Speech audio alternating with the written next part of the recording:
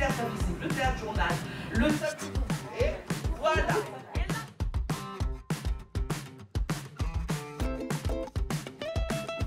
Très bien, la suite.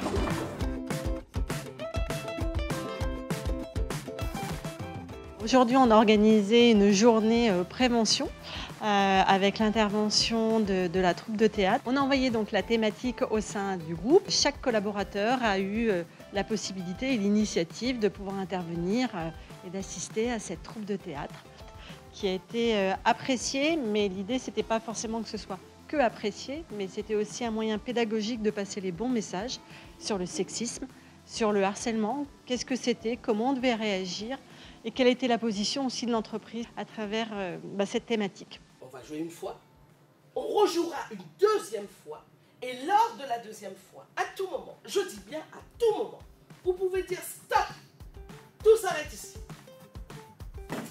En plus avec cette chaleur, je suis complètement déshydraté. Allez, on commence, et lui il est complètement omnibulé là. Une façon de m'habiller. Ah ben non, surtout pas, surtout pas, surtout pas. Et si ça reprend, je change d'équipe. Des étoiles dans les yeux, j'ai quoi?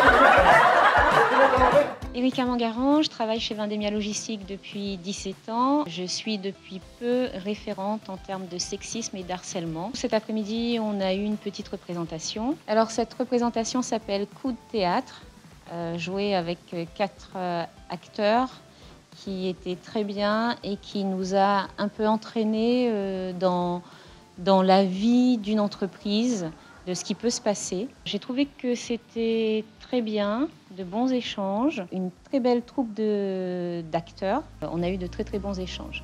L'association Chance Égale, qui est une agence qui travaille sur l'égalité entre les femmes et les hommes depuis 20 ans à La Réunion. Donc on travaille sur l'égalité de manière générale, sur la promotion de l'égalité, on travaille sur l'égalité professionnelle en entreprise. Le harcèlement sexuel, c'est tout d'abord un délit. Alors, qu'est-ce que c'est? Tout d'abord, le harcèlement sexuel, il faut dire que c'est une discrimination.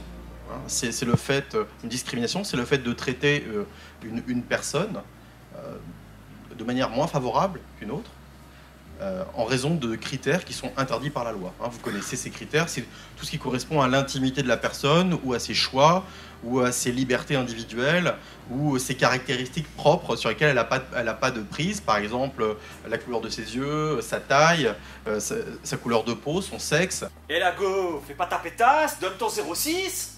C'est clair, c'est du sexisme ordinaire. Non, ce sont des insultes, juste des insultes.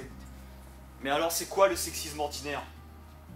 Le sexisme ordinaire, ce sont des stéréotypes et des représentations collectives qui se traduisent par des paroles, des gestes, des comportements ou des actes. Qui exclut, marginalise ou infériorise une personne à cause de son sexe.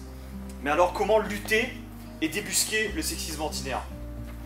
En devenant acteurs et actrices de notre propre destin, afin que l'égalité entre les hommes et les femmes devienne une réalité.